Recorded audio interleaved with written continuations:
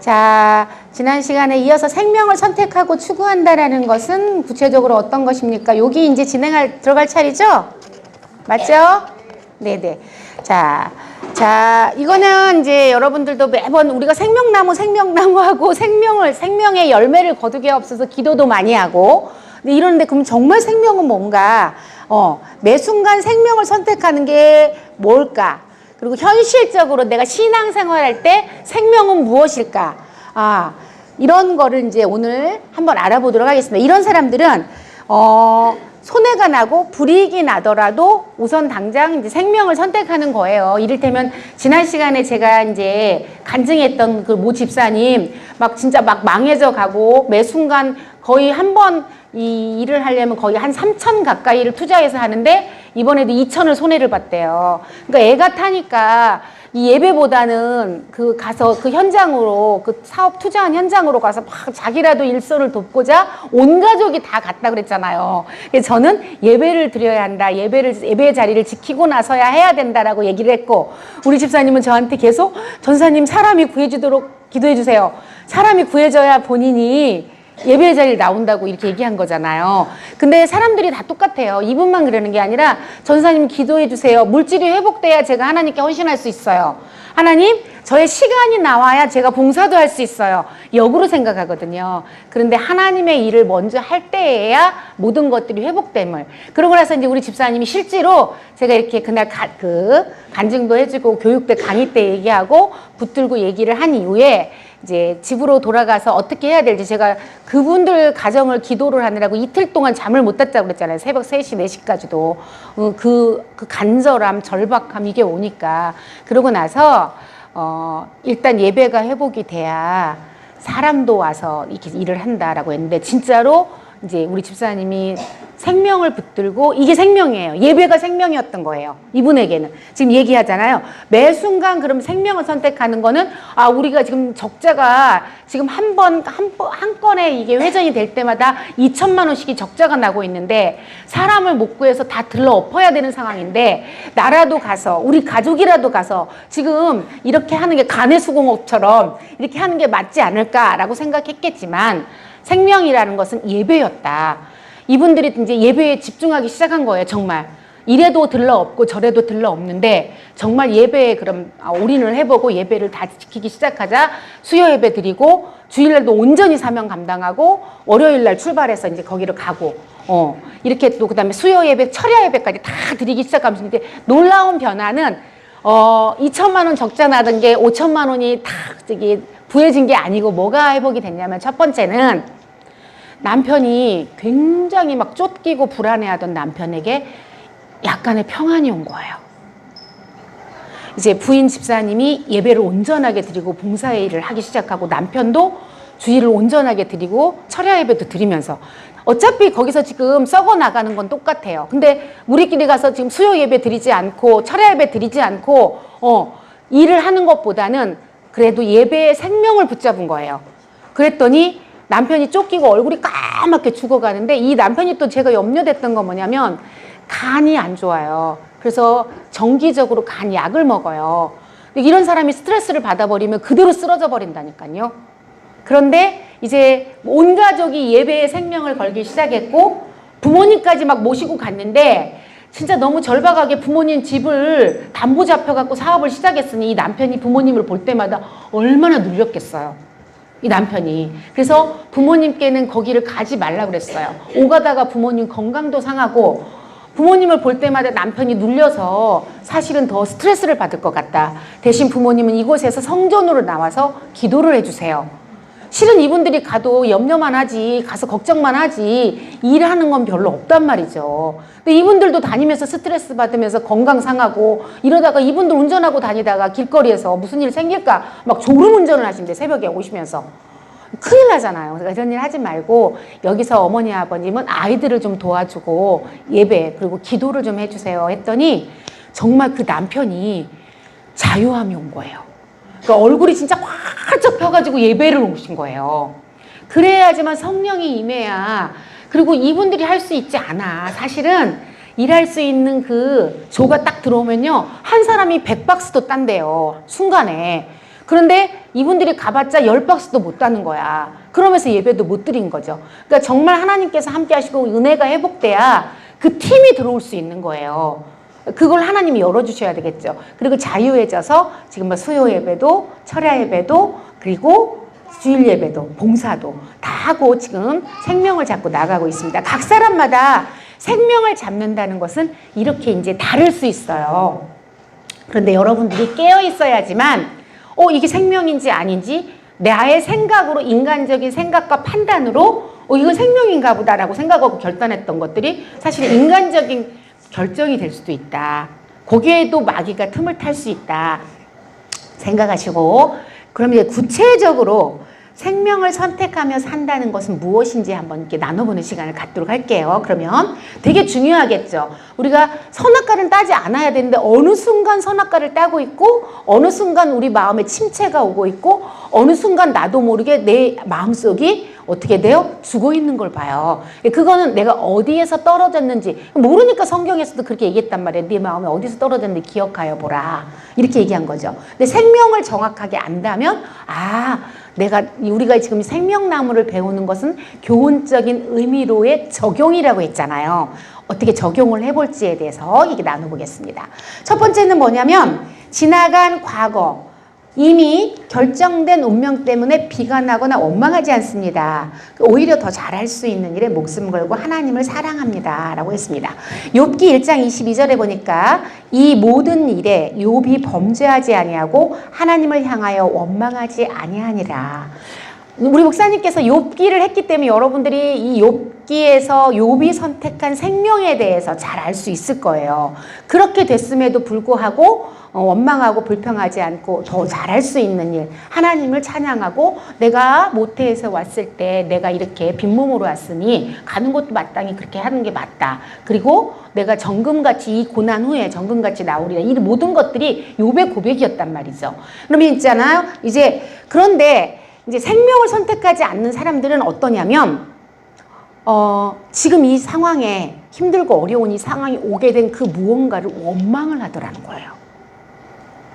이를테면 우리 집사님, 모 집사님처럼 내가 그 남편, 그 인간을 안 만났어야 지금 내가 오늘날 이렇게 안 될 텐데 그 인간을 누가 선택했냐면 내가 선택해놓고서 막 그 인간만 원망하는 거야. 심지어 그 인간을 하라고 하지도 않은 하나님이 왜 그 인간을 만나게 하셔서 나로 하여금 이 힘든 인생을 살아가게 하시나요? 라고 원망한다는 거죠. 그때 내가 우리 아들을 낳고 미역국을 먹었네 말았네. 우리 애들한테도 내가 너를 낳지 말았어야 됐어 말았어. 이 모든 게 뭐예요? 선악과적인 얘기예요. 지금 벌어진 일은 어떻게 할 수 없어요. 그러면 이 안에서 내가 생명을 잡을 일을 선택하는 거예요. 이제 저는 항상 현장에서 있었던 이야기들을 많이 하니까 여러분들이 뭐 누구냐 이렇게 하지 마시고 현장에서 적용하는 거 교훈적인 의미로 생각해 보시면 됩니다. 우리 집사님 중에 한 분이 있는데 몸이 아프게 됐어 이제. 그래서 잘 치료를 받았는데 나중에 가보니까 실은 그 사이에 이제 그 뭐예요 그거 뭐냐면 신경 따라오는 병이잖아. 또 생각이 안 난다. 대상포진. 맞아요. 제가 이제 지금 여러분 좋은 팁을 드릴게요. 제가 갱년기가 오면서 기억력 감퇴가 너무 심해진 거예요. 잠을 못 자다 보니까. 그래가지고 이렇게 단어가 생각이 안 나요. 그래서 50대 아줌마들은 3명, 4명이 모여야지만 합쳐져가지고 한 단어를 생각할 수 있다. 그러거든요. 왜냐면 이미 갱년기에 다다른 사람은 다 똑같이 지금 기억력 감퇴가 와가지고 3, 4명의 머리가 합쳐져야지 이 한 단어를 생각할 수 있거든요. 근데 여러분들이 많아서 금방 생각나는데 이제 대상포진이 오다 보니까 제가 보니까 이제 우리 집사님이 얼추 나아진 것도 같고 이제 학원 잘 다녀서 그런데 제가 금요철야 때 기도를 했어요, 여러분. 우리 성도들을 놓고 요즘에는 왜 이렇게 하나님께서 이 성도들의 기도를 시키는지 모르겠어요. 그래서 정말 눈물을 흘리면서 하나님 우리 성도들의 기도를 응답해 주세요. 진짜 내 마음에 떠오르는 많은 사람들, 떠오르지 않는 사람들까지도 뭐 정말 울면서 기도를 하는데 잘 치료받고 있다고 생각한 우리 그 집사님이 생각이 나면서 이 집사님을 전문 병원에 보내야 되겠다라는 감동이 왔어요. 지금 잘하고 있는데 그래서 제가 이제 얘기를 한 거죠. 전문 병원을 가보는 게 좋겠다고 그 병원까지 알려준 거예요. 어느 병원을 가면 좋겠다. 근데 우리 집사님은 사실은 가는 게 조금 버거운 것 같더라고요. 왜냐면 그 병원은 비싸기로, 치료비가 비싸기로 유명한 병원이었어. 그러나 전문 병원이에요. 그 대상포진으로는. 그래서 왜냐하면 대상포진의 부위가 다른 사람들의 한 내가 볼 때 30배는 되는 것 같아. 왜냐면 대상포진이 한 요만큼 신경 따라오기 때문에 이렇게밖에 안 나거든요. 알죠? 근데 이제 진짜 그 부위가 한 30배는 된 것 같아. 보니까 염려스러워서 심지어 우리 이재용 목사님도 자기 의사생활 이렇게 넓은 분포가 보이는 건 처음 봤다고 할 정도고. 그래서 거기 그 병원을 꼭 갔으면 좋겠다 했더니 며칠 동안 버티고 안 가다가 제가 계속 확인을 했거든요. 가라 했어요. 가야 된다. 그랬더니 뭐 대표 원장님이 안 계시는, 대표 원장님 계실 때 가야 된다. 그래가지고 이제 일정을 잡아서 갔더니 가서 보니 이제 너무 이게 진행이 돼서 신경이 다 다른 사람의 6배가 죽어버린 거예요. 그래서 이제 우리 집사님이 저한테 너무 슬퍼요. 이렇게 카톡이 왔더라고요. 그래서 슬퍼하지 말아라. 지금이라도 이걸 알게 된 게 하나님의 은혜이고 6배의 신경세포가 죽었다면 하나님께서는 7배의 회복률을 주시면 된다. 그렇게 기도하면 되고 이렇게 깨닫게 하신 하나님의 은혜가 너무 감사하지 않냐. 사람들은 감사할 일이 있을 때에 감사하지만 진짜 믿음의 사람들은 힘든 중에도 감사를 택할 수 있는 거예요. 지금 당장 내가 그때 일찍 갔어야 되나, 여기로 왔어야 되나, 너무 늦어져서 6배나 이렇게 돼갖고 신경까지 다 죽어버렸나, 온갖 생각할 수 있지만 그럼에도 불구하고 지금 하나님께서 나를 보내주시고 내가 지금 잘할 거를 찾는 거잖아요. 그러면 너무 은혜잖아요. 내가 또 여기 안 오고 근처에 왜냐면 이재용 목사님 그랬대. 통증의학과 쪽으로 옮겨보는 게 좋겠다. 왜냐면 신경이 상했으니까. 이렇게 얘기를 했는데 동네 병원 갔더라면 또 얼마나 고생을 했을 거예요. 그죠? 그런데 그래도 하나님께서 거기 생각나게 하셨고 그쪽으로 가서 빨리 지금 이것도 알게 하시고 신경이 이렇게 죽었다는 것도 알게 하시고 전문 병원이니까 빠르게 안 거거든요. 모든 거를. 그러니까 그거를 우리가 감사하자. 우리 하나님은 그거를 7배, 아니 세상으로도 6배, 다른 사람들의 6배의 신경이 죽게 하셨으면 우리 하나님은 7배로 회복률을 주시면은 더 잘 회복되게 하시면 되는 거잖아요. 그죠? 그러니까 이런 거라는 거죠. 어떤 상황에 왔을 때 내가 좀 더 일찍 저기를 갔었어야 되는데 그 병원을 가볼 걸 그랬나, 이런 것을 생각하는 것이 아니라 낙심하고 좌절하고 내가 그때 그렇게 했었어야 했는데가 아니라 하나님이 지금 이쪽으로 옮겨주게 하셨고 나는 만약에 쉬운 병원, 근처 병원 갈 뻔했는데도 그래도 이렇게 전도사님이 기도해서 전문 병원 가라고 해서 내 신경이 이렇게 죽어버린 것도 알게 하셨고 여기서 그러고 나서 보니까 거기서 치료받기 시작한 뒤에 막 얼굴이 금방금방 살아나는 거예요. 그래서 우리가 조금 전까지도 대상포진 앓기 전보다 얼굴이 더 예쁜데? 좀 이상한데? 이럴 정도로 하나님은 생명, 물론 고통스럽게도 하셨지만 그런 중에도 하나님이 이것을 통하여서 보여주시고자 하는 게 있을 거라는 거죠. 아멘? 그러니까 여러분들도 만약에 어떤 성도들이 누구나 그럴 수 있어요. 그런데 왜냐하면 사명 감당을 그렇게 열심히 하고 제가 그런 얘기를 했어요. 너가 이렇게 사명 감당을 진짜 하나님을 감동시켰기에 하나님도 이렇게 감동하시는 것이다. 만약에 하나님의 마음을 움직이지 않았다면 그런 감동을 저한테 주셨겠어요? 그죠? 그것마저도 하나님이 사랑하시는 증거죠. 사랑하는 증거죠. 그러니까 그런 것들을 보고 여러분들도 성도 가정에 아니면 누군가를 만났을 때 정말 낙심할 수밖에 없고 좌절할 수밖에 없고 절망할 수밖에 없는 성도들을 볼 수 있어요.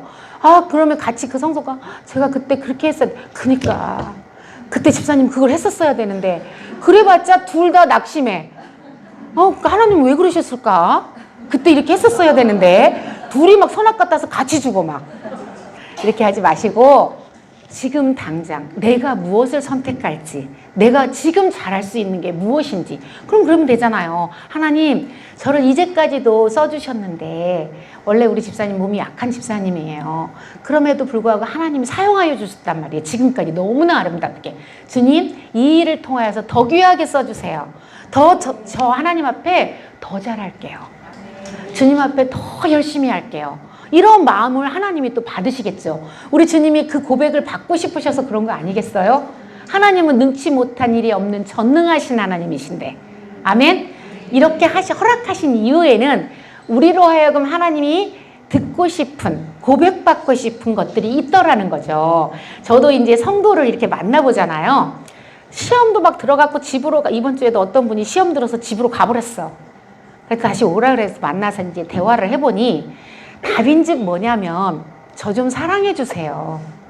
내면에는 그런 게 있어요. 다 그 내용이 있더라고요. 그러니까 우리 하나님 앞 모두 다 하나님 저 좀 사랑해 주세요. 이런 거거든요. 그러니까 우리 주님도 똑같아.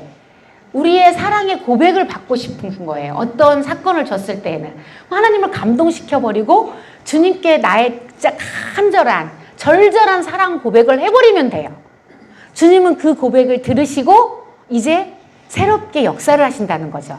그러니까 주님도 우리랑 똑같아서 우리로부터 사랑받고 싶으세요. 우리로부터 인정받고 싶으세요. 찬양받고 싶으세요. 그러니까 어려운 일이 생기고 문제가 생겼다면 우리의 입술의 고백을 듣기를 원하시는구나. 내가 이때의 주님을 더 사랑하는 모습을 보기를 원하시는구나. 이게 생명이라는 거죠. 그래서 뭐 이미 결정돼 버린 것들을 내가 원망하고 불평한들 아무것도 할 수 없어요. 하나님께서 그러셨잖아. 네가 근심함으로 이 키를 한 자나 더 자라게 할 수 있느냐. 그럴 수 없거든요. 그런데 감사가 넘치면 우리 하나님 앞에 내가 지금 잘할 일을 결단을 하면 하나님은 놀라운 기적을 일으키신다는 거예요. 아멘? 그게 우리에게 주신 기회라고 생각되시면 돼요.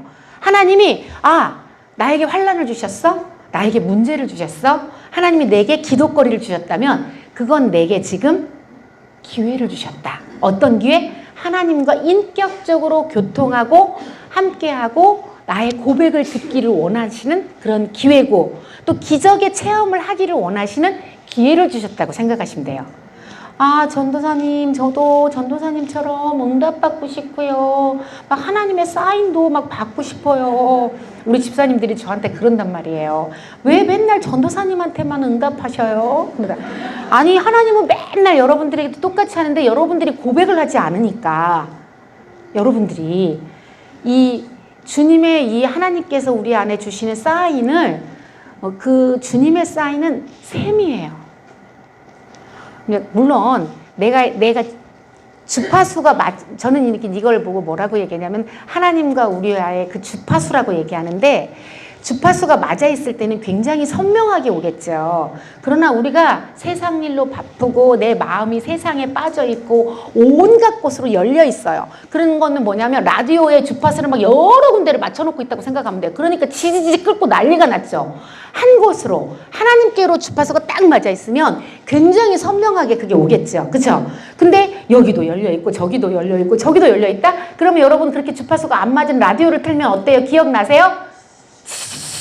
이 소리도 아닙니다. 저 소리도 아니고 도대체 뭔 소리인지 모를 막 소리들이 그러니까 복잡할 수밖에 없어요. 굉장히.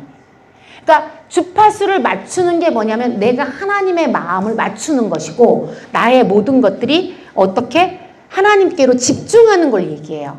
그러면 주님은 세미한 것들이 세미해서 세미한 게 아니라 우리가 마음이 막 열려 있으니까 여러 곳으로 열려 있으니까 안 맞으니까 그래서 이 주파수를 맞추는 작업이 나의 마음을 하나님께로 맞추는 것 또 내지는 나의 시선을 하나님께로 향하는 것 내지는 우리 목사님이 지난주 주일날 설교하셨던 것처럼 베드로도 자기가 하나님의 마음에 주파수를 맞추지 않았을 때는 몰랐다가 예수님이 그랬잖아. 네가 닭을 3번 울기 전에 닭 울기 전에 네가 나를 3번이나 부인하리라. 이렇게 얘기했을 때 아니에요. 왜냐면 말 제대로 듣지 않았어. 그런데 어떻게 주님이 바라보는 그 눈길에 딱 포커스가 서로 맞춰지기 시작하면 그 눈빛을 제대로 봤을 때 깨달은 거예요. 닭 우는 소리 때문도 아니고 자기가 부인했던 것 때문도 아니고 주님의 그 눈빛과 나의 눈빛이 마주쳤을 때 실은요 제가 이제 담임 목사님과 함께 성지순례를 가서 그 현장에서 베드로가 부인했던 그 현장에서 이 목사님이 이 설교를 하시는 거예요. 이 말씀을 전하셨어요. 근데 그 장소에서 제가 너무 많이 울었어요. 왜냐하면 그 주님이 바라보는 눈길이 그 당시에 거기서 느껴졌어요. 저를 바라보는 주님의 눈빛이. 그래서 진짜 펑펑 울었는데 이번 주에 목사님 또 설교를 하시니까 그때 성지순례는 그런 게 좋은 것 같더라고요. 성경 속으로 우리가 들어가 버려서 그 자리에 함께하는 것. 그래서 그때 그렇게 눈물을 흘렸던 그 주님의 눈길이 다시 생각나서 저도 1부서부터 많이 울었어요. 저는 될 수 있으면 주일날 안 울고 싶어요, 여러분. 왠지 아세요? 화장을 해갖고 와가지고 하루 종일 버텨야 되는데 이게 1부 때 울어버리면 여기 난리 나서 팬더가 돼가지고 지우고 나면 이제 눈이 떼꾸내지잖아요. 제발 좀 나 이 화장 지워지니까 안 울었으면 좋겠는데 1부부터 그렇게 눈물이 나더라고요. 주님의 눈빛 때문에. 그래서 우리가 주님의 눈빛을 맞추고 있으면 주님의 그 말씀하지 않아도 야 베드로야 베드로야 너 왜 나를 부인했니? 라고 말하지 않아도 사랑의 눈길로 따뜻한 눈길로 다 안다. 너의 연약함도 알고 너의 마음도 알고 네가 나갈 길도 안다라고 말씀하시면서 바라보시던 그 주님의 눈빛 때문에 베드로가 깨닫고 회개하고 그리고 정말 순교의 길을 갈 수 있는 수제자가 된 것처럼 우리도 주님의 눈길을 맞추고 있어야지만 하나님의 그 명확한 사인을 들을 수 있고 응답도 들을 수 있고 하나님과 함께하는 삶을 살 수 있다는 것이죠. 그래서 이미 지나가 버린 과거 내지는 결정된 운명을 원망하고 불평할 필요가 없어요, 여러분. 그래서 생명이라고 하는 것은 그런 일들이 벌어지고 문제가 생겼을 때 돌아보는 거예요. 어떻게? 그러면 나는 지금 잘할 수 있는 게 무엇이지? 내가 지금 하나님께서 나를 통하여서 받고 싶은 건 무엇일까? 나는 어떻게 해야 이때의 주님을 감동시킬 수 있을까? 여러분도 그런 생각 안 해보세요? 제가 이번 주일날 시험 든 분이 왜 시험 들었냐면 임직비 때문에 시험 든 거예요. 본인이 많이 하시기로 했는데 이 상황이 너무 어려운 거라. 그러니까 이제 본인의 생각하는 만큼 해놓고 나서 저를 제가 한번 집사님 저하고 얘기 한번 할까? 그 말에 시험이 들어버린 거예요. 저랑 한번 만나요 이 말에. 그래서 제가 이제 그날 너무 바빴잖아요, 주일날. 그래서 그 집사님에게 이제 뭐 오늘 당장 제가 오늘 너무 바쁘고 제가 팀장인데 또 안 갈 수 없잖아요. 그러니까 집사님 제일 편한 날이 언제인가요? 따로 시간 내지 마시고 그러면 수요일이나 아니면 철야 예배 때나 아무 때나 좋아요. 그랬더니 수요일로 정해놓고 네 알겠습니다 해놓고 이제 시험이 들어버린 거야. 혼자 스스로가. 그거 난리가 난 거죠. 집을 가버리고 막 난리가 나서 저한테 막 나중에 카톡이 교구 교육자들한테 막 카톡해서 막 다 하고 막 저한테 보내고 했길래 어머 집사님 저는 아무 소리도 안 했는데 그랬더니 자기가 짐작을 했대요. 그래서 내가 일단 이제 다른 분이 중간에서 이제 오시라 그래서 대화를 해봤는데 너무 어려운 거예요. 그래서 내가 집사님 저는 집사님에게 어떠한지 제가 처음 이제 얘기를 했기 때문에 마무리를 잘 해야 돼서 마무리 이야기하고자 부른 거예요. 라고 이제 같이 이야기하자 한 거예요. 그리고 중요한 건 그런 게 아니에요. 라고 이제 하면서 무슨 얘기를 했냐면 집사님 어렵죠. 집사님은 그래도 양심이 있는 사람이에요. 그랬더니 왜요? 그래서 내가 아니 양심 없는 사람 같으면 자기가 그만큼 해놓고 딱 시침이 떼겠지. 아무렇지도 않고. 그런데 양심이 있으니까 저를 못 만나는 거예요. 근데 기본적으로 다른 사람이 한 만큼은 했는데 저랑 약속하는 거는 거의 두세 배를 하기로 약속을 했기 때문에 그 못한 게 걸리니까 그랬던 거예요. 그래서 제가 근데 그게 이제 집사님 스스로가 많이 못한 거가 걸려서 그런 거잖아요. 맞아요, 전사님. 그래서 지금 형편이 얼마나 어렵고 막 경제가 어렵고 제가 지금 이렇게 풀릴 일이 막 2개 있는데 안 풀리고 막 이런 얘기들을 쭉 하시더라고요. 그래서 내가 무슨 얘기를 했냐면 집사님 경제 어려운 것도 다 알고 또 경제가 안 어렵더라도 임직 받는 분들은 진짜 힘들 것이다. 내가 아는 모든 사람이 지금 힘들다. 그리고 이제 제가 그분이 아는 사람들을 다 얘기를 한 거예요. 조목조목. 이분도 지금 사업하시는데 진짜 잘 나가고 그렇게 임직이 아니어도 헌신을 너무너무 많이 하는 분인데 딱 임직 받으려고 하니까 어려운 거예요. 이상하잖아요. 아니 몇십 배의 헌신을 하신 분들인데도 임직 받으려고 하니까 어려워진 거예요. 왜 그러는 것 같냐? 이게 두려운 영광이기 때문이다. 그냥 승승장구하고 쉽게 드릴 수 있는 것이 아니기 때문에 그런 것이다. 임직이라는 게 얼마나 영광스러우면 눈물 없이는 이게 받을 수 없게 하시고 내가 주님 앞에 사모함으로 울고 또 울면서 마련하고 내 마음을 나의 결단을 하나님 앞에 앞으로 내가 어떻게 충성할지에 대해서 주님 앞에 고백하고 또 고백하면서 주님 앞에 울며 기도해야지만 준비되는 게 임직 헌신이다. 집사님이 본인이 그러더라고. 지금 여기 10억 묶여 있고 여기 몇십억이 묶여 있는데 될 것 같은데 안 된대. 근데 그게 딱 임직하면서부터 그런 거예요. 근데 집사님만 그러냐? 어느 분은 이게 스트레스가 돼가지고 응급실에 실려갔다. 어느 분은 이것보다도 그 전에 작년까지만 해도 몇 배를 심었는데 할 수가 없다 지금 이 상황이. 그런데 왜 그러겠냐? 왜 그러겠냐? 그러니 집사님도 지금 그럴 수밖에 없고, 심지어 어떤 분은 저기 자기 이거 못 받을 것 같아요 했다가 퇴직금을 받아서 드리겠노라고 퇴직을 하고, 그랬을 때 하나님이 완전히 역전시켜 주시더라. 이게 보통 힘든 일이면 그러겠냐? 한 가정도 힘들지 않은 가정이 없다. 임직이란 그런 것이다. 얼마나 이게 영광스러우면 그러겠느냐. 근데 이게 당연한 거 아니냐. 어려운 거 당연한 거 아니에요. 집사님 아무나 하듯이 팍 할 수 있으면 누군들 이 임직을 못 받겠냐. 그런데 어느 한 가정도, 심지어 명예권사님도 마저도 그거 드리는데 눈물 아니면 못 드리게 하시더라. 우리 명예권사님들은 그래도 배려를 해서 조금만 해도 된다고 하는데도 잘하시던 분들조차도 다 막혀버리는 거예요. 그러니까 눈물 아니면 받을 수 없는 것이고, 하나님이 지금 받기를 원하시는 게 물질이 아니기 때문에 그런 거다. 집사님 드리는 게 물질인 줄 아느냐? 아니다. 하나님이 그 눈물과 나의 그 결단, 주님 제가 이러할지라도 저의 모든 것을 드려서 이렇게 그리 아니하실 때, 이 힘들고 어렵고 진짜 절망 중에 있을지라도 제가 주님을 감동시켜 드리겠습니다라는 그 결단을 받는 것이다. 그래야지만 임직자가 돼서, 아니 그래야지 장로 돼서 하나님 앞에 쓰임 받을 거 아니냐. 이렇게 이제 말씀을 드렸더니 그분이 맞아요 전사님. 그래서 등짝을 한 5배를 맞고 가셨습니다. 정신 똑바로 차리기로. 알겠습니다. 이렇게 하면서 하고 가셨어요. 그러니까 진짜 여러분들 다 임직 받으시는 분들 어느 한 사람들 얘기 들어보세요. 내가 그럴만해서 드렸어요 한 사람 단 한 명도 없어요. 그럴 수밖에 없다니까요. 이건 그런 거니까. 이건 그런 때니까. 그래서 그분도 이제 생명을 잡는 것들을 봤어요. 그러니까 모든 일들이 지금 이게 힘들고 어렵고 한다고, 내가 그때 예전에 이제 되게 우리가 양육을 하다 보면 오신 분들이 무슨 고백을 하시냐면 정말이기도 해요. 내가 잘 나갈 때 세회den교회로 왔었어야 되는데 제가요 진짜 잘 나갔었거든요. 막 이런 고백하시는 분들 많이 봐요. 그리고 실제로 힘들고 어려워졌을 때 세회den교회로 왔는데 너무 마음은 간절한 거죠. 나도 정말 심고 싶고, 나도 무임승차한 것 같으니까 주님 앞에 이걸 드리고 나 이 축복을 받고 싶고 한데 진짜 물질은 없는 거예요.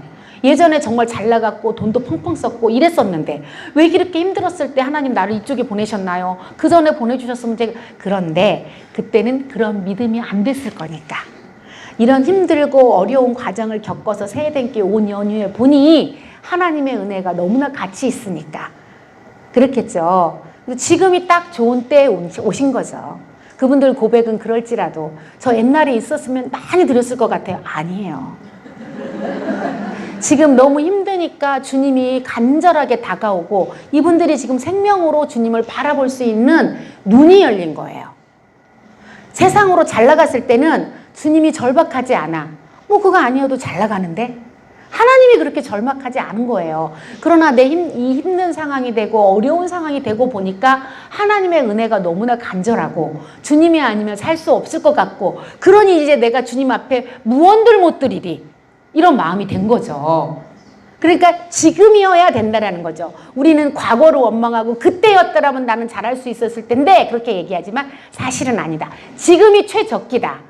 지금 임직하시는 분들도 너무 힘들어 옛날에, 아니에요. 지금이 최적기고 하나님은 지금의 눈물을 원하시고 지금의 헌신을 원하시고 지금 나의 결단을 원하신다. 이렇게 생각하시면 될 것 같아요. 자, 그다음에 이런 생명을 잡는 사람들은 어떤 상황에서도 겸손을 선택합니다. 베드로전서 5장 5절에 보니까 젊은 자들아 이와 같이 장로들에게 순종하고 다 서로 겸손으로 허리를 동이라. 하나님은 교만한 자를 대적하시되 겸손한 자들에게는 은혜를 주시느니라. 하나님이 교만한 자를 싫어한다고도 안 했어. 뭐라고 했어요? 대적한대. 대적이 뭐예요? 맞서서 싸운다는 거예요. 적으로 여겨서. 하나님이 교만한 자들을 싫어하는 정도가 아니라 이토록 미워해요. 여러분 지금 제가 임직 때니까 이제 예를 그렇게 들었죠. 어떤 분이 시험이 들었다는 거예요.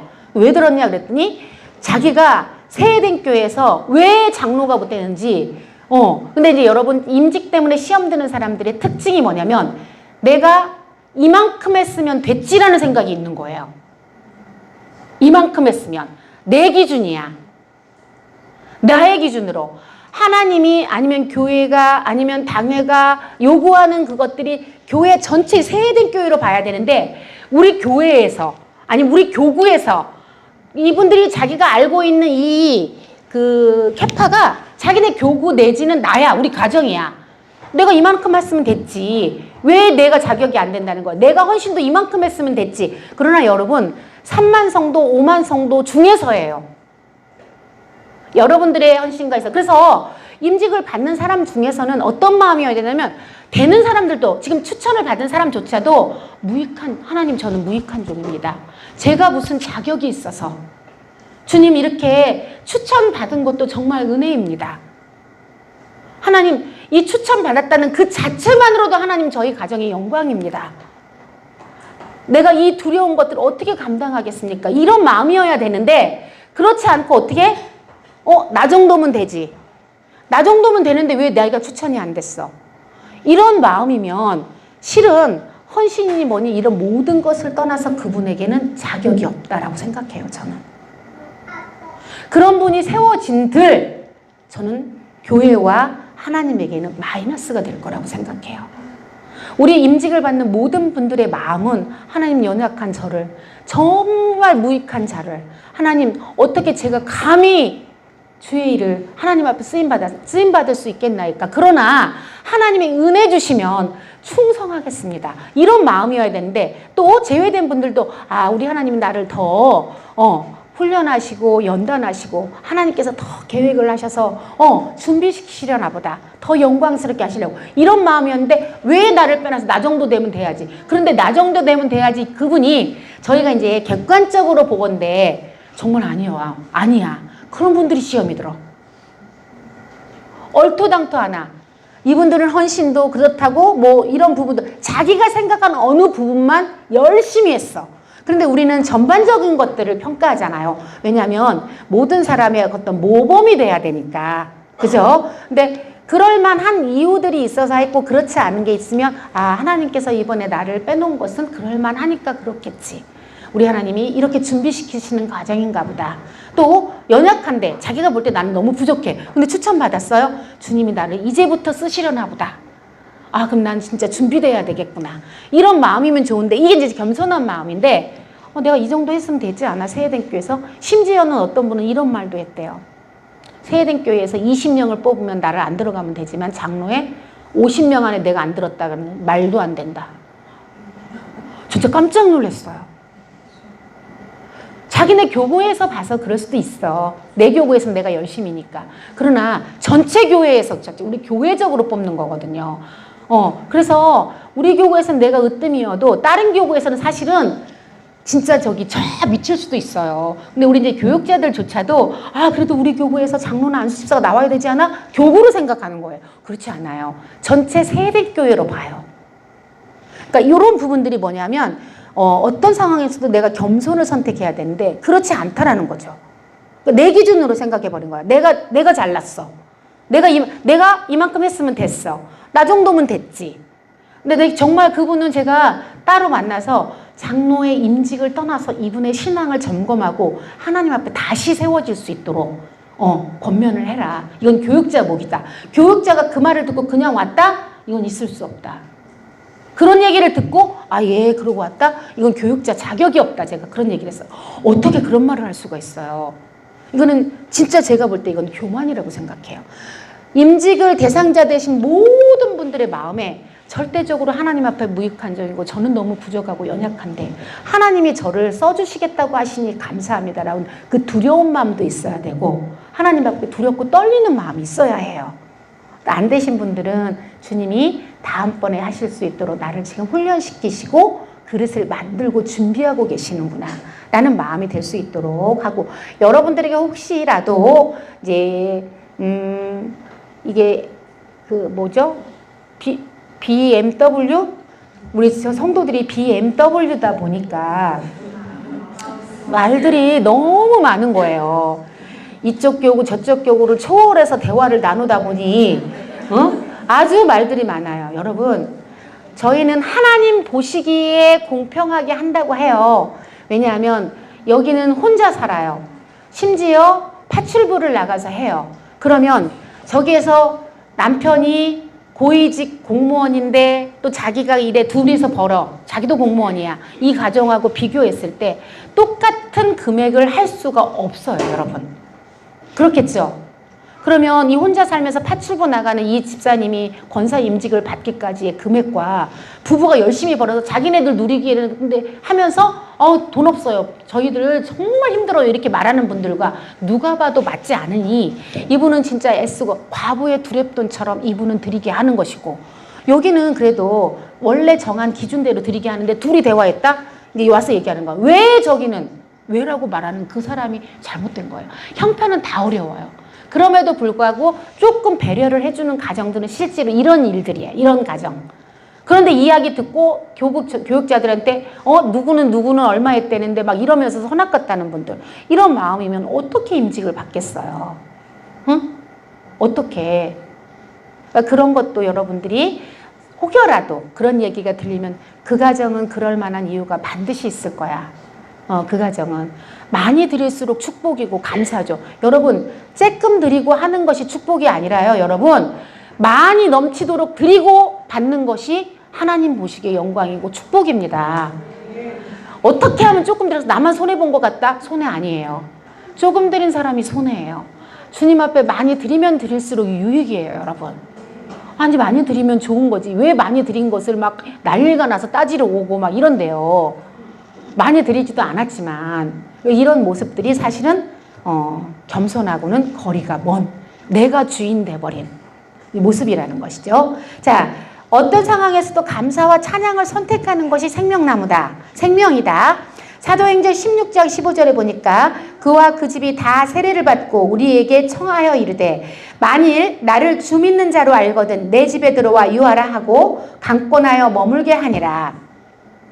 욥기 1장 21절로 22절 이르되 내가 모태에서 알몸으로 나왔사온즉 또한 알몸이 그리로 돌아가올지라 주신 이도 여호와시오 거두신 이도 여호와시오니 여호와의 이름이 찬송을 받을지니이다 하고 이 모든 일에 욥이 범죄하지 아니하고 하나님을 향하여 원망하지 아니하니라.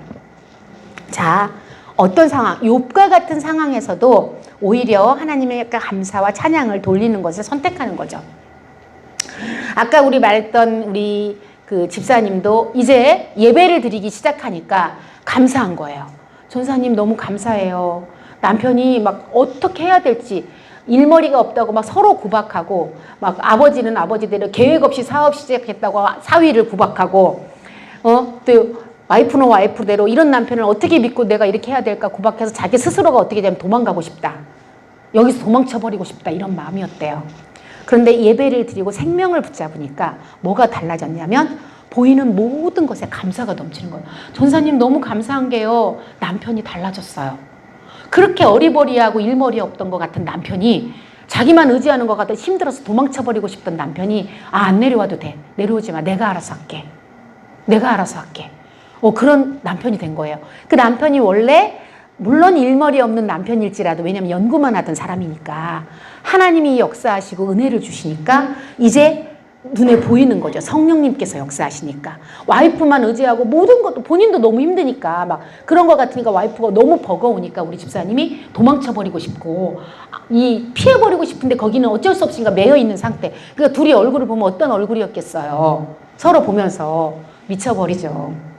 안 보고 싶죠. 그랬는데 서로 얼굴을 보면서 힘이 나고 여보 자기 잘하고 있어. 어머 우리 남편이 저걸 저렇게 할 수 있다고? 나는 믿지 않았는데 또 와이프가 그래도 위에서 내가 한번 내려가서 좀 도와줄게 그럴 때마다 아니 안 내려와도 돼. 내가 알아서 할 수 있어. 와이프 아니면 안 될 것 같던 남편이 이제는 자기가 알아서 할 수 있고 이런 남편이 그게 하나님의 은혜라는 것이죠. 그래서 그리고 이제 감사가 넘치기 시작하는 거예요. 남편은 남편대로 감사가 넘치고 우리 여집사님은 여집사님대로 하나님의 은혜를 붙드니까 우리 남편이 내가 남편 믿고 시작했던 게 아닌데 남편을 원망하고 정말 남편을 막 질책하고 마음으로는 말하지 못했지만 남편을 오히려 누르고 온 가족이 그랬었구나. 왜냐하면 하나님 믿고 시작했잖아요. 사업을 시작할 때 하나님을 믿고 시작했겠지 남편 믿고 시작했겠어요? 그런데 모두 다 남편한테 제대로 일머리 없다는 둥, 계획성이 없다는 둥, 저래 갖고 사업을 하겠냐는 둥, 그렇게 공격하고 있었던 자기들의 모습. 입으로는 말하지 않지만 마음으로 똑같이 다 그렇게 생각하고 있었던 거예요. 그러니까 남편이 눌려버린 거죠. 더 점점. 그런데 이제는 격려해 주는 거죠. 내가 너무나 잘하고 있는 남편에게 내가 기도로서 도와주고 기도의 길을 열어주고, 이게 이제 그 가정에게만 해당하는 게 아니라 모든 사업하는 남편이 되었든지 직장 다니는 남편이 되었든지 여러분들의 마음의 말을 하지 않아도 사실은 영으로, 우리는 사실 하나님의 영으로 살아가기 때문에 느낀다는 거예요. 와이프가 입에 대놓고, 근데 말은 중요하니까 한마디 하면 안 돼요. 이게 막 쌓이다 보면 한 마디가 툭 던져지잖아? 그럼 여기 쌓여있던 100만 가지 말이 그 한마디에 딱 묻어서 간다? 나는 살짝 틀어서 했다고 해도 남편이 느끼는 그 무게는, 중압감은 100만 가지 무게가 한꺼번에 가요.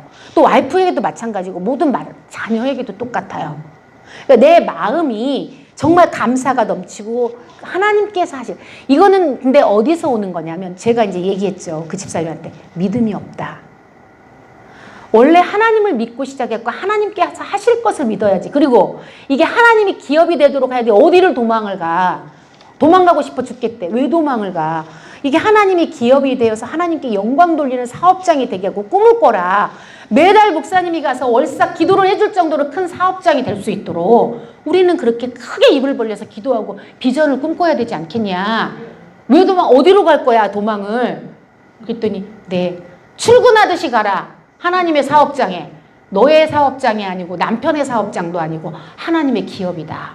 이렇게 얘기를 해줬더니 이제 은혜를 싣고, 이제 남편 운전을 못해가지고 아버지가, 나이 든 아버지가 운전하는 차를 타고 다니는 거예요. 그게 더 위험하다. 기도하고 가면 담대함을 하나님 주시니까 당연히 다닐 수 있다 했더니 너무 잘 다니고 있어요. 고속도로는 더 쉽다. 신호등이 없어가지고 그냥 운전대 잡고 밟기만 하면 된다. 여기 시내보다 훨씬 쉽다 그랬더니 네, 고속도로를 안 타봤대. 그래서 못 간대. 그래서 갈 수 있다. 더 쉽다. 그래가지고 지금 잘 다니고 있습니다. 출퇴근하는. 그런데 내가 남편의 일을 도와주러 간다고 생각하지 말고 하나님의 은혜를 싣고 간다고 생각해라. 그 사업장으로 축복을 열어주러 간다고 생각을 해라. 너의 차에 은혜를 담고 간다고 생각을 해라. 그랬더니 아주 은혜롭게 왔다리 갔다리 잘하면서 행복하게 지금 감사와 찬양을 하면서 잘 다니고 있습니다. 상황은 똑같아요, 여러분. 그러나 생명을 선택한다는 것은 우리의 그 상황이 똑같은 상황에서 나아가는 열매는 완전히 180도 달라요. 열매가 달라져요. 똑같은 상황에서 내가 생명을 선택하느냐 아니면 선악과를 선택하느냐에 따라서 나아갈 길이 완벽하게 나뉘어버립니다. 이 똑같은 상황에서. 그리고 이 상황이 금방 바뀌어서 우리 사업장에 갑자기 막 떼돈이 들어오고 막 적자가 나던 2천만 원, 5천만 원 투자하고 적자 2천만 원 나고 5천만 원 투자하고 적자 2천만 원 나는 상황이 갑자기 5천만 원 투자해서 이러진 않는다. 그러나 하나님께서는 해를 선으로 바꾸고 합력하여 선을 이루시기 때문에 바뀌어 해서 어느 순간 보면 흑자로 전환돼 있을 것이다. 이게 은혜다. 은혜의 힘. 은혜의 힘, 열매, 생명을 선택한 결과이다. 이런 얘기를 했거든요. 그러니까 여러분도 마찬가지죠. 나에게 무슨 일이 있을 때 생명을 선택한다라는 것은 결과가 너무 달라져요. 하나님께서 개입하셔서. 그래서 그런 생명을 선택하는 여러분들 되시기 바랍니다. 자, 그 다음에 어떤 상황에서 순종과 헌신을 선택합니다. 제가 이 가정을 놓고 그렇게 울면서 막 잠을 못 자고 기도한 이유가, 사실은 이 집사님들이 사업을 하겠노라 집을 담보로 대출을 받았는데, 아버지 집도 대출받고 지네 집도 대출받아고 담보를 잡았는데 그 대출금에 대출받은 거에 11조를 드린 거예요. 하나님 앞에. 근데 이거 갖고 되지도 않아. 이거 못 버텨 몇 달. 그럼에도 불구하고 대출받은 것에 11조를 또 드린 거야. 제가 정말 눈물이 나는 거예요. 이것도 부족한데 그 금액에 11조를 드렸다고 해서 아우 주여. 그러니 제가 어떻게 기도를 안 하겠어요. 그렇게 하는 곳인데, 그런 사업장인데 하나님께서, 근데 야 그래도 이거는 대출 빚낸 거잖아. 뭐 빚낸 것에 11조를 드려. 제가 그렇게 얘기를 했더니 주님이 제 마음에 감동을 하셨어요. 그러니까 순종할 수밖에 없다는 거야.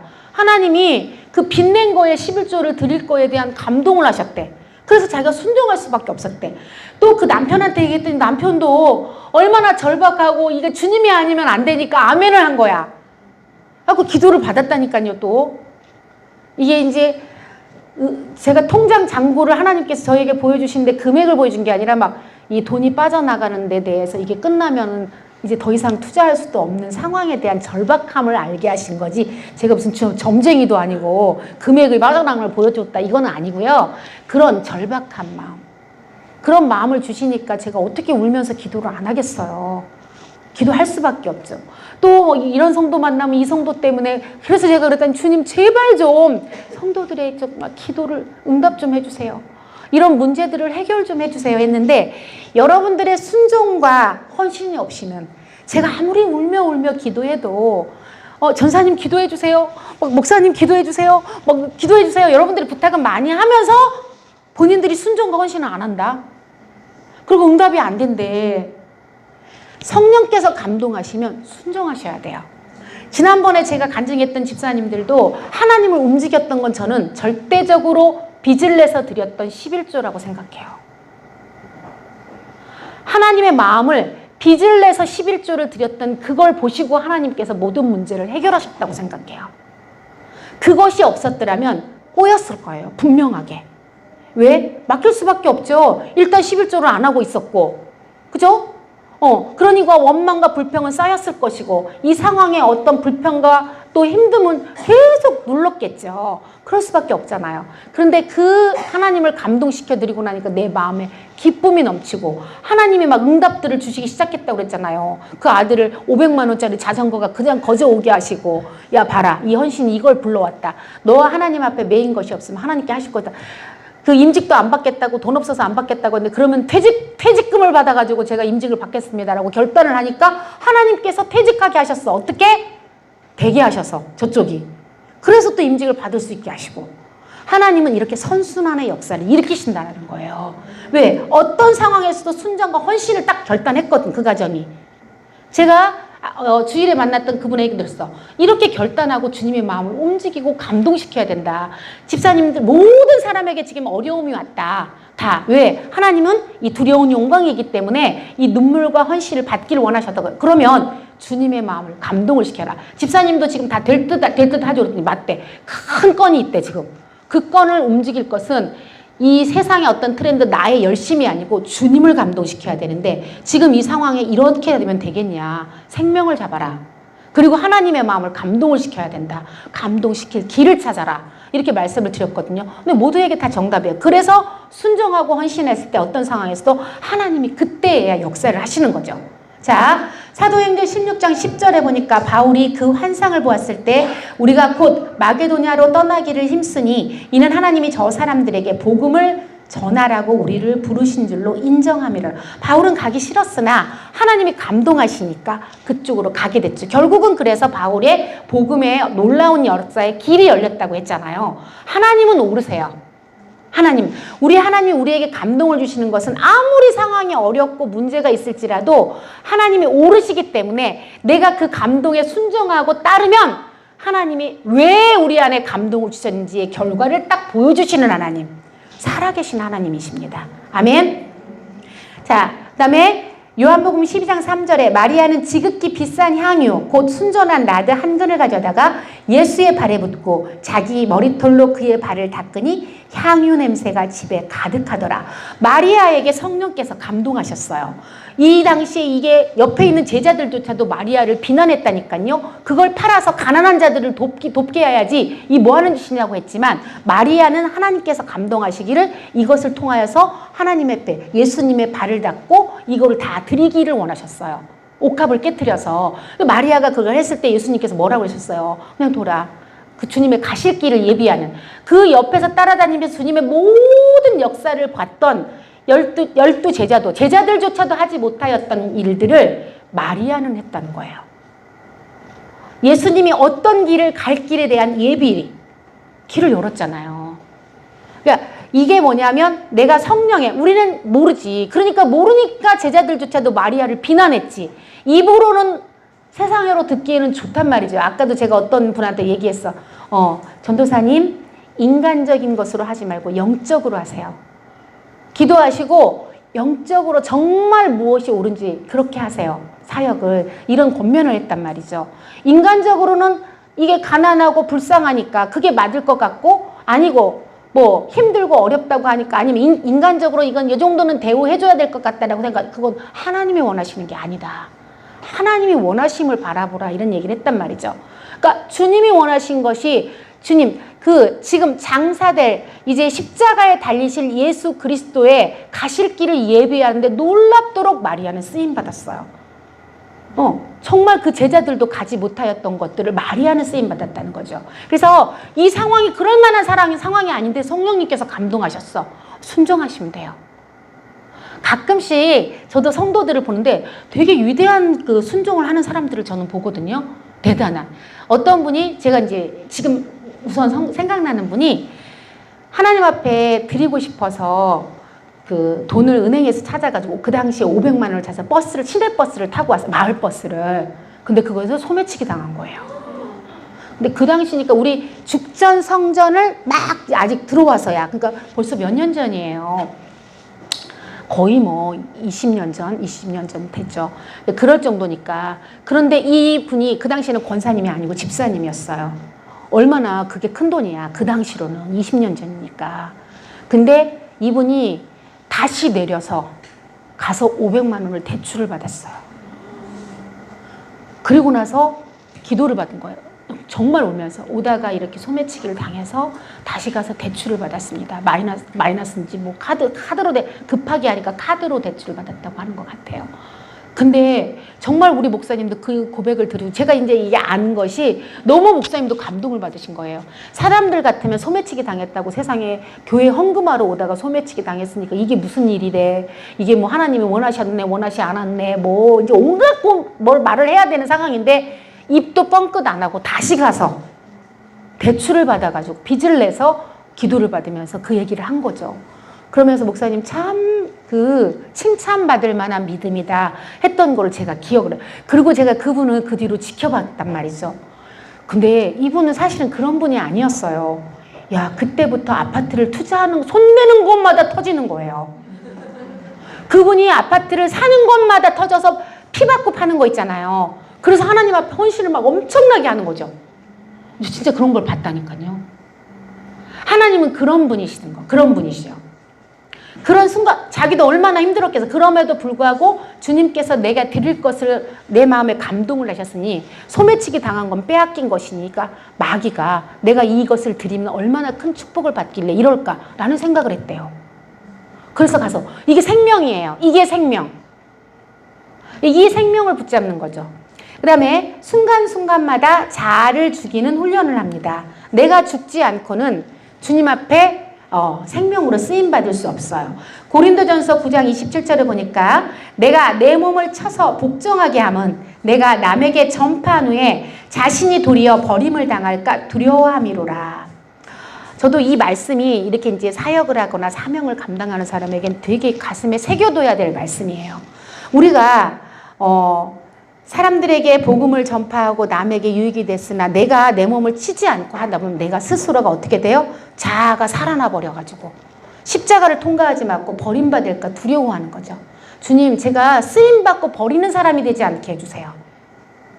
하나님 앞에 쓰였는데 나중에는 다른 사람에게 복음 실컷 전한 후에 제가 버림받지 않도록 제가 저를 쳐서, 바울도 나는 매일 죽노라 했단 말이야. 내가 나를 쳐서 복종시킨다 그랬어요. 얼마나 이게 자아를 죽이는 훈련이 필요하면, 내가 죽지 않으면 내가 살아서 나의 의로, 아니면 내 자아로, 예수 그리스도로, 내가 성령으로 겸손하게 쓰임받는 것이 아니게 될까봐 일을, 사역을 감당하다 보면, 그러니까 나를 내가 쳐서 복종시켜서 십자가에 매일 죽고 못 박아야지만 내가 주님 앞에 끝까지 하나님 앞에 아름답게 쓰임받다가 내가 천국에 갈 수 있겠죠. 그죠? 그러니까 사명자들은 이 말씀을 새겨야 되고, 내 자아를 죽이는 훈련을 끊임없이 해야 되고, 그러려면 나를 항상 십자가 앞에 나를 통과할 수 있도록 나를 조명해보는 그 신앙을 우리가 조명해보는 그런 시간이 필요하고 기도의 시간이 필요하겠죠. 자, 고린도전서 15장 31절에 보니까 형제들아 내가 그리스도 예수 우리 주 안에 가진 바 너희에 대한 나의 자랑을 두고 단언하노니 나는 날마다 죽노라. 내가 자랑할 것은 내가 죽는 것밖에 없다는 거예요. 바울 사도가 진짜 자랑할 것이 많았다고 그랬잖아요. 그죠? 가문도, 그가 가지고 있는 모든 학문적인 지식도, 그러나 그 모든 것들을 어떻게 세상에서 배설물 맛도 못하게 여겼다고 그랬어요. 그런데 자랑할 것이 있다고 그랬어요. 단언하노니 나는 날마다 죽노라. 내가 죽는 것만을, 주님 앞에 십자가에 죽는 것만을 자랑했다고 그랬어요. 바울 사도가. 그러니까 우리도 그렇게 생명을 선택하는 것은 내가 십자가에 끊임없이 죽어지는 것만이 자랑할 수 있다라는 거. 아멘. 우리가 죽어져서 하나님 앞에 생명으로 쓰임받는 여러분들 되시기 바랍니다. 30분 됐으니까 여기까지 하나만 더 하면 아니구나, 또 몇 남아있어서 여기까지 하고 마치도록 하겠습니다. 네, 기도하겠습니다. 하나님 감사합니다. 연약하고 부족하고 정말 아무것도 아닌 무익한 저희들을 들어서 내가 너를 사용하겠노라고, 복되게 사용하겠노라고, 그리고 축복하겠노라고 약속하신 우리 하나님, 우리 귀한 평신도 사역자들에게 하나님의 그 언약들이 성취가 되게 하여 주시옵소서. 생명으로 쓰임받게 하여 주시옵소서. 어떤 상황에서 생명을 선택하게 하시고 나만 생명을 선택하는 것이 아니라 나를 통하여서 그 생명이 풍성하게 전달되고 같이 흘러나갈 수 있는 정말 생명의 사역자들이 되게 하여 주시옵소서. 그리하여서 내가 십자가의 죽어짐을 통하여서 주 예수 그리스도만이 드러나게 하시고 주님만이 영광 받으시는 그런 사명자가 되게 하여 주시옵소서. 이것이 생명인 줄 믿사오니 우리에게 그런 생명이 풍성하게 넘치도록 하여 주시옵소서. 감사를 드리며 예수님의 이름으로 기도드렸습니다. 아멘. 아멘. 수고하셨습니다.